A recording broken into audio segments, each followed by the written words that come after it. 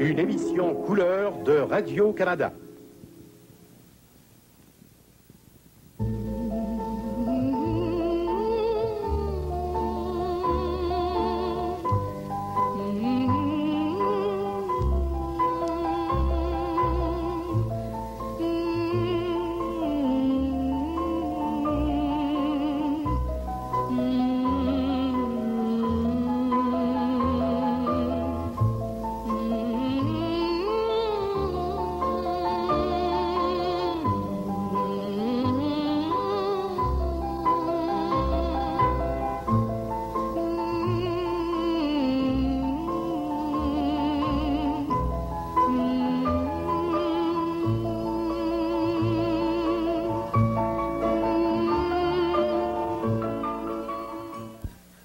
Puisque je te dis que ma femme est à New York.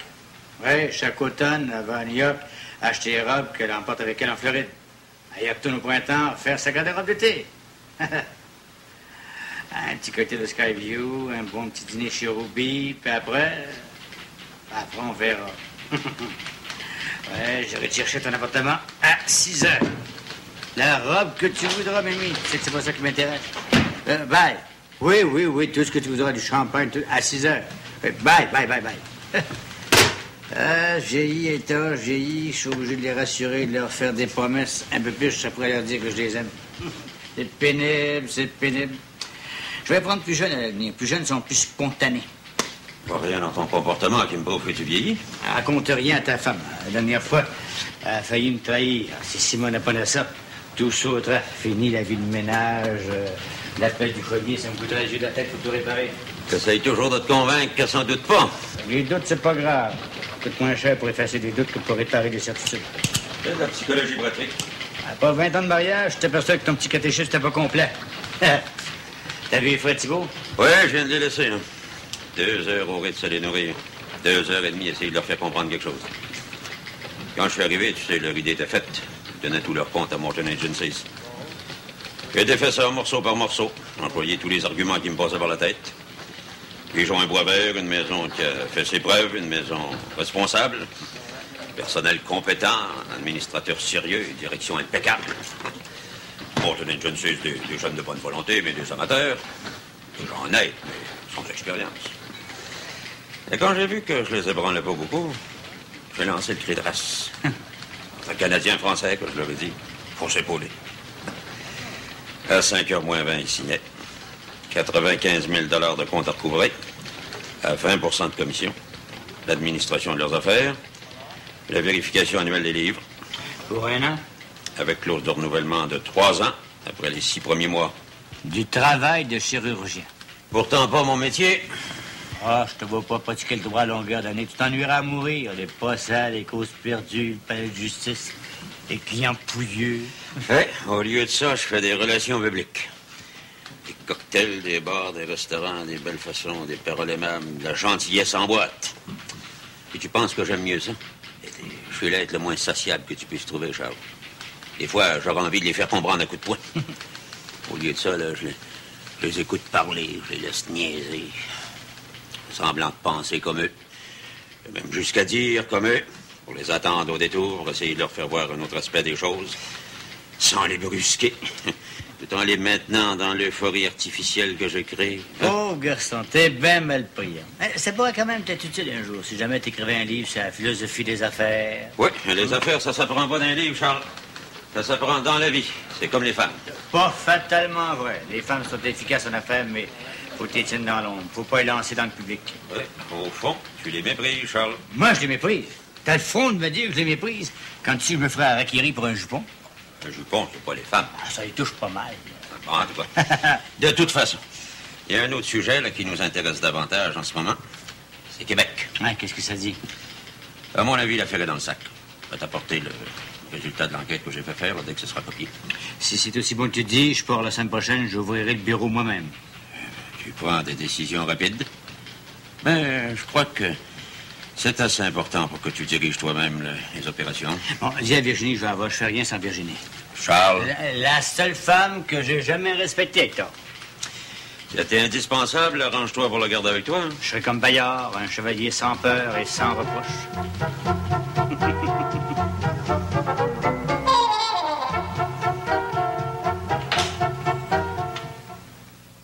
propose une grande chose, Virginie, une aventure comme vous en avez jamais vécu. Une grande chose, une aventure. Vous rougissez pas, c'est pas ce que vous croyez. Vous êtes une femme libre? Libre complètement, non. Il y a mon père dont il faut que je m'occupe, vous le savez. Votre père est en santé, il peut prendre soin de lui tout seul. Il commence à vieillir, il est dans la soixantaine. Depuis l'an dernier, il souffre d'arthrite. Certains jours... Je veux rien entendre de plus, Virginie. Votre père a besoin de vous, d'accord, mais pas autant que moi. Je veux bien croire que vous ayez besoin de moi. Je dirais même que ça justifie mon existence depuis quelques années, mais si vous me disiez un peu pourquoi... J'y arrive. J'aime bien tourner autour du pot avant de manger les confitures. Virginie, vous êtes déjà allée à Québec? Oui, une fois, il y a très longtemps. Mon père aimait beaucoup Québec. C'est lui qui m'y a amené quand j'ai terminé mes études. Il connaissait les rues, les restaurants, l'histoire de la ville. Je me souviens, il s'y sentait comme chez lui. C'est pas un voyage historique que je vous propose, mais un voyage d'affaires. La décision a été prise par Hector et moi il y a 10 minutes, réunion en conseil. Je ne suis malheureusement pas au courant. Nous ouvrons des bureaux là-bas. J'ai décidé de les organiser moi-même, avec vous, pour m'assister. De nouveaux bureaux? Et vous auriez besoin de moi là-bas? C'est ça, j'ai bien compris. Sans vous pour m'assister, Virginie, je suis aussi bien de rester ici. Vous êtes mon bras gauche, mon bras droit, c'est Hector. Vous êtes la moitié de mon efficacité. C'est vraiment une surprise. Vous comprenez mon étonnement, j'espère. Vous devez me connaître, vous devez savoir que je suis l'homme à prendre des décisions rapides. C'est une chose que vous pouvez vous permettre, mais moi... Vous serez logé au château, je paierai toutes vos dépenses. C'est bien que je manquerai de rien. Vous serez mieux traité que ma femme quand je l'emmène en voyage. Oh, vous dites toujours des choses terribles. On dirait que vous faites exprès, que vous essayez de me faire rougir. Heureusement que je ne suis pas une femme timide. Nous partons lundi prochain. Nous partons par avion, ça je ne sais pas encore. Mais il faudrait tout de même que je sache pour combien de temps vous avez besoin de moi là-bas. 1 mois, 5 semaines tout au plus. Jamais je suis partie de chez moi aussi longtemps. Jamais j'ai laissé mon père aussi longtemps seul. Même quand je pars en vacances, je l'amène avec moi. Vous avez peur de vous ennuyer de lui? Mais je serai là, Virginie, moi, je serai là. C'est pas pour moi, c'est pour lui. Vous trouvez bien quelqu'un pour en prendre soin à votre place? C'est un homme un peu sauvage qui aime pas beaucoup les étrangers. Pour 1 mois, il en souffrira pas trop. L'hiver s'en vient bientôt, il s'ennuie plus que d'habitude. Vous pouvez pas refuser, Virginie. J'ai pas le droit de vous refuser, c'est mon devoir d'y aller. Mais donnez-moi quand même quelque temps pour y penser. 2 jours, pas plus. Je voudrais avoir votre réponse pour jeudi. C'est pas beaucoup. Autrement dit, vous allez accepter, Virginie. C'est très gentil. C'est très gentil de manifester autant de confiance à mon égard. Je vous le cache pas, mon plus grand plaisir serait de pouvoir vous être utile parce que je sens que vous avez vraiment besoin de moi. Je vous en remercie. Virginie, les femmes, pour moi, c'est du poison. Sauf vous. Vous êtes un ange tombé du ciel. Un ange. Peut-être. Mais des fois, j'aimerais bien être une femme comme les autres, avoir leurs défauts, mais avoir leur charme aussi. Ça doit être agréable, des fois, d'empoisonner la vie des hommes. Oh, je m'excuse de penser tout haut. Mon Dieu, que je suis folle. C'est de votre faute aussi, m'arriver comme ça à la dernière minute, me proposer un tel voyage. Je vous ai demandé votre réponse au jeudi, mais si vous pouviez me l'apporter pour demain matin, ça ferait encore mieux mon affaire. Je vais en parler avec mon père dès ce soir. C'est tout ce que vous aviez à me dire? Pour le moment, oui. Alors, je vais retourner à mon travail.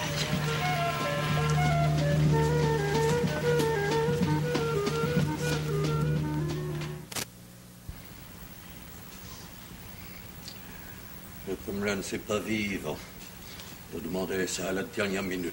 Faut le comprendre. Lui et son associé trouvaient personne. Le fond du problème n'est pas là. Tu ne devrais pas avoir à travailler. Je devrais être capable de te faire vivre convenablement moi-même. C'est comme ça. Quand on s'est donné dans la vie publique, on se retrouve vieux, seul, avec de toutes petites rentes, juste de quoi s'acheter le journal du matin, payer son loyer, manger une croûte de pain 3 fois par jour. Qu'est-ce que tu dirais de tante Hélène? Je ne veux pas en entendre parler. Ce qui signifie que je pourrais pas partir? Pars. Pars aussi longtemps que tu voudras. Mais je veux pas que tu me casses les oreilles avec ta tante Hélène. J'ai assez de la supporter au temps des fêtes 1 fois par année. C'est assez, c'est même trop. Peux-tu me préparer d'autres cafés? Oui, papa. Fort, hein, je le veux très fort.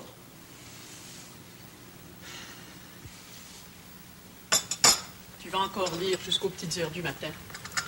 Moi, je trouve. C'est tout ce qu'il me reste à faire dans cette maudite vie. Tu voudrais m'en empêcher? J'ai pas dit ça. Je pense à ta santé, c'est tout. Moi aussi, j'y pense. Je pense toute la journée. J'aimerais bien que tu me parles d'autre chose quand tu es avec moi le soir. Pardonne-moi, papa. Pardonne-moi. Je te prépare ton café. Ensuite, on essaiera de s'entendre sur mon voyage à Québec. Je t'ai dit ce que j'en pensais, il me semble. Papa. Papa.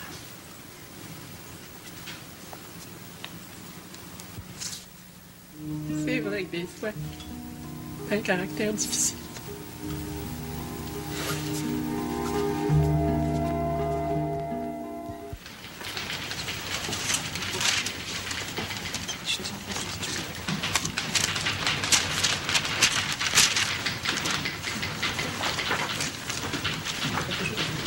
Virginie, je vais vous voir tout de suite.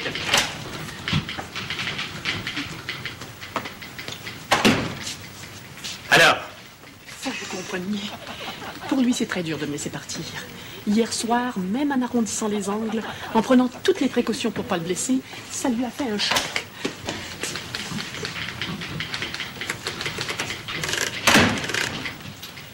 Quel âge avez-vous, Virginie? Faut vraiment que je vous le dise. 35 ans? 3 de plus. Vous n'avez pas honte? Ne me parlez pas comme ça. Il faut que je vous réveille, Virginie. À 38 ans, vous êtes obligé d'obtenir le consentement de votre père pour une petite promenade d'un mois à Québec. C'est pas un homme comme les autres, croyez-moi. Non, c'est sûrement un grand égoïste. Non, dites pas ça. Si vous aimez comme un père, il vous laisserait partir. J'ai pas dit qu'il m'en empêcherait. Non, mais il a réussi à vous faire hésiter, à vous faire sentir coupable. Mais non, c'est pas une question de culpabilité. Non, c'est toujours la même chose. Je sais ce que c'est, j'ai été élevé par des religieux, moi aussi. Je m'en étais pas sorti. Je suis devenu une locumène comme la masse des hommes d'ici. Vous voyez, vous vous emportez comme si j'avais déjà refusé de vous suivre à Québec. Non, vous hésitez aujourd'hui, vous allez me dire non demain. Je dois en reparler avec mon père ce soir. Il faut le convaincre, Virginie. Je vais essayer. Je ne demande pas d'essayer, je vous demande de réussir. C'est pas une question d'obtenir sa permission. C'est une Vous le question de répète. prendre la liberté qui vous revient. Vous êtes une petite fille, vous êtes une femme, Virginie. Une femme. Oui.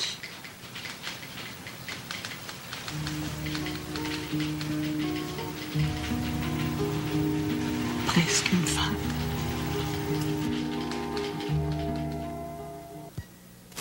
Écoute, papa. Je voudrais pas avoir à recommencer la discussion d'hier. Pendant tout le souper, j'ai essayé de te parler. Mais chaque fois, tu t'es arrangé pour détourner la conversation. Je veux pas voir ta tante Hélène ici. J'ai assez de la supporter au temps des fêtes. Une fois par année, c'est assez, c'est même trop. Mais il va falloir quelqu'un. Non. Je vais me débrouiller tout seul. Tu sais bien que je te laisserai jamais tout seul. Il va bien falloir un jour. Il y a des choses plus importantes dans la vie que de s'occuper de son père. T'es pas pour me sacrifier ta jeunesse indéfiniment. Ma jeunesse. Ma jeunesse. Mais papa, tu me vois encore comme une petite fille. Moi, j'ai vieilli. Virginie, mais pas toi. J'ai 38 ans, papa. Je suis plus une petite fille. Ça fait longtemps que je suis plus une petite fille. Alors c'est moi qui t'ai fait vieillir. Quand on vit à côté d'un vieillard, Oh, dis pas ça. c'est la vérité. T'as 40 ans. Ouais, qu'est-ce que ça donne de revenir en arrière? C'est les élections de 44 qui m'ont démoli. Après tout ce qu'on avait fait pour le peuple pendant la guerre. Ils pensaient seulement à la conscription. Alors, ils se sont fait passer à Québec par le petit gars de Trois-Rivières qui leur parlait d'autonomie. Le seul mot qu'ils savaient dire. Mais il n'y a rien pour que ça se réalise. Pendant 15 ans. 15 ans. Tu devrais oublier tout ça. T'étais un homme trop honnête pour faire de la politique. Et puis aujourd'hui, ça a changé. Trop tard. Je ne suis plus là pour me battre. D'autres ont pris ta place. C'est ça. Les plus jeunes qui ont encore toutes leurs forces, qui sont capables de se tenir sur leurs jambes. Je vais appeler tante Hélène. Oui. C'est la seule solution. Mais je ne donne pas 2 semaines pour avoir raison de moi. Je sais que t'exagères. Si je le fais, c'est parce que c'est important, papa. Voilà seulement qu'une vie. T'as raison de dire que c'est important, faut que tu vives pour toi-même. Je voudrais pas que tu le prennes comme ça. Ah, comment tu voudrais que je le prenne? Qu'est-ce que tu voudrais que je te dise? Tu vois, tu te fâches. Comme ta mère. Chaque fois que je parlais un peu fort, elle disait que je me fâchais. J'avais un mauvais caractère. T'as pas un caractère trop facile, tu sais. Maudite jambe. Maudite jambe. Il fallait qu'elle m'abandonne. T'appelles ta tante Aînée? Oui, papa. Tu vas vraiment partir pour Québec avec ton patron? Oui, papa.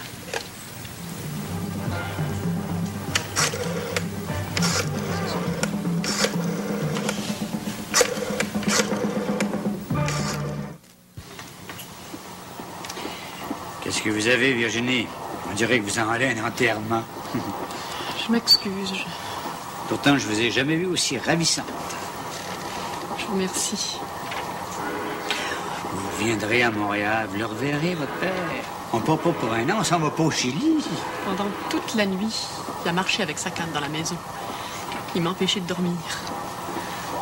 Ce matin, avant que je parte, il s'est chicané avec tante Hélène. Il a carrément dit de s'en retourner chez elle, qu'il pouvait très bien se passer d'une vieille radoteuse. Quand je suis partie, j'étais forcée de l'obliger à m'embrasser. Il m'a pas dit un seul mot. Parlez-moi de ça. Ça prouve que c'est un homme qui a du caractère. Je l'aime, votre père, Virginie. D'abord parce qu'il vous a laissé partir, puis ensuite parce que c'est l'auteur de vos jours. Sans lui, vous seriez pas là, puis moi, je vaudrais pas cher. Vous exagérez toujours. Jamais on pourra m'accuser d'exagérer. Non, je suis peut-être fantasque, mais pas menteur. Quand je mens, c'est parce que je suis obligé pour réussir une affaire ou pour séduire une femme. Et comme j'ai trop de respect pour vous, je n'essaierai pas de vous séduire. Ça fait que vous faire confiance en moi, hein? Vous pouvez me croire quand je vous dis quelque chose. Vous avez une façon tellement directe. C'est une autre preuve de ma franchise. Vous prendriez une tasse de café, madame? Mademoiselle, Excusez-moi. 2 tasses, boss. À votre service.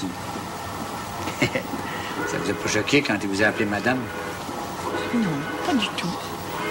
Vous? Non, mais ce qui me choque, c'est que ma femme se fait appeler comme ça. Vous dites des choses épouvantables. Ah, vous allez vous habituer quand vous avez vécu un mois avec moi, vous vous scandalisez plus jamais. Non. Vous avez entendu toutes les grossièretés qu'un homme peut dire. J'espère qu'il me pardonnera, j'espère que... C'est votre père. Si mon instinct ne me trompe pas, je suis certain que c'est déjà fait. Je voudrais pas qu'il tombe malade. Je voudrais pas... Vous faites des montagnes avec des riens. Vous avez peur de tout. Même de l'enfer, je gagerais. Oh, je dois être une mauvaise voyageuse. Je vais essayer de dominer mon angoisse. Vous avez raison, j'agis comme si j'étais une enfant. Mon Dieu que c'est fou. Ça vous va tellement mieux quand vous souriez.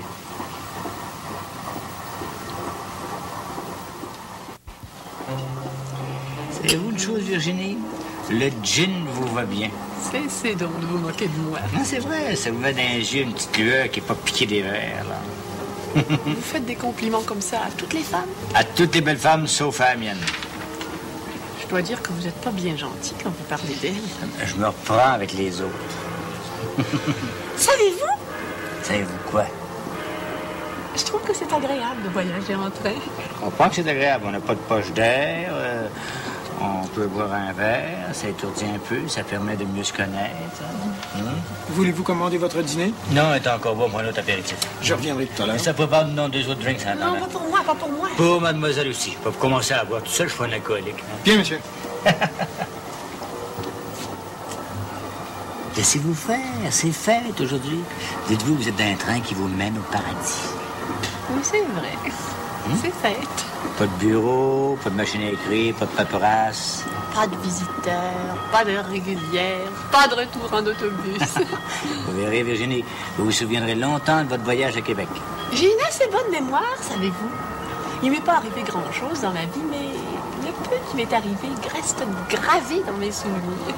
J'oublie jamais rien. Moi, ça m'arrive d'oublier quand j'ai pris un coup trop fort. Vous devriez pas.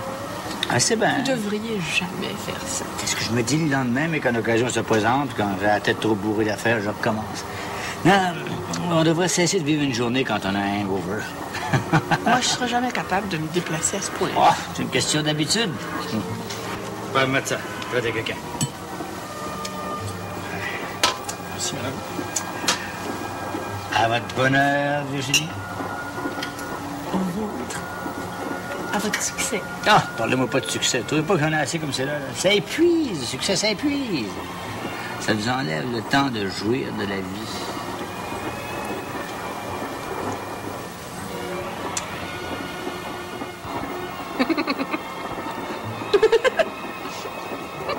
C'est drôle. C'est drôle. Qu'est-ce qu'il y a de drôle? Je pense à... Qu'est-ce qui vous arrive, Virginie? Si papa me voyait, il croirait pas. Puis, il se fâcherait comme toujours. Il parlerait fort. Écoutez, oubliez votre papa pour quelques minutes. À compter d'aujourd'hui, c'est moi votre papa.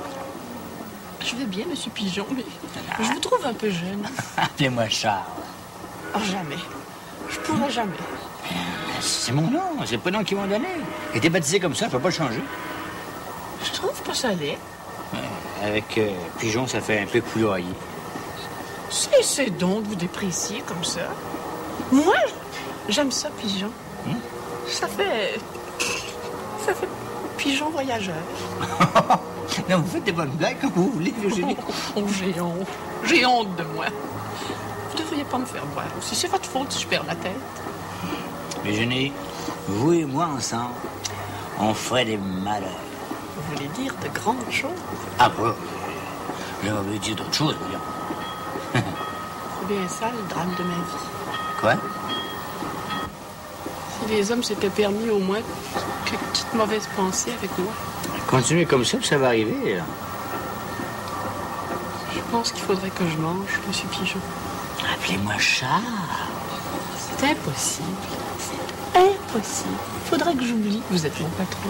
Je vais vous le demander chaque jour, vous allez finir par pouvoir. C'est drôle. Je me sens comme une toute petite fille qui part pour la première fois en voyage. Au moment de partir, elle a peur. Puis à mesure que la distance s'éloigne derrière elle, que les souvenirs de sa vie passée s'effacent, elle commence à être heureuse, à sentir qu'elle s'en va au-devant d'un pays merveilleux, qu'une nouvelle vie qu'elle n'a jamais connue commence pour elle. Virginie, vous faites de la poésie. Non. C'est moi, ça. C'est moi, ça. J'aurais dû vivre dans un livre, pas dans la réalité. Vous devenez belle quand vos yeux se mettent à rêver tout haut comme ça. Mais il faudrait que je mange. Virginie, je me sens dangereusement célibataire. Moi, je le suis depuis si longtemps. Les hommes savent pas voir. C'est pas la première fois que je m'en rends compte. Les hommes regardent seulement ce qui flash. J'ai hâte d'être à Québec maintenant. Dans 2 heures, Virginie, je vous fais entrer au château comme une reine. Seulement, il faudrait que je mange. Il faudrait bien que ça arrête de tourner dans ma tête, comme si c'était une vraie fête. J'appelle le garçon tout de suite. C'est un beau voyage. Mais je suis seulement une vieille fille.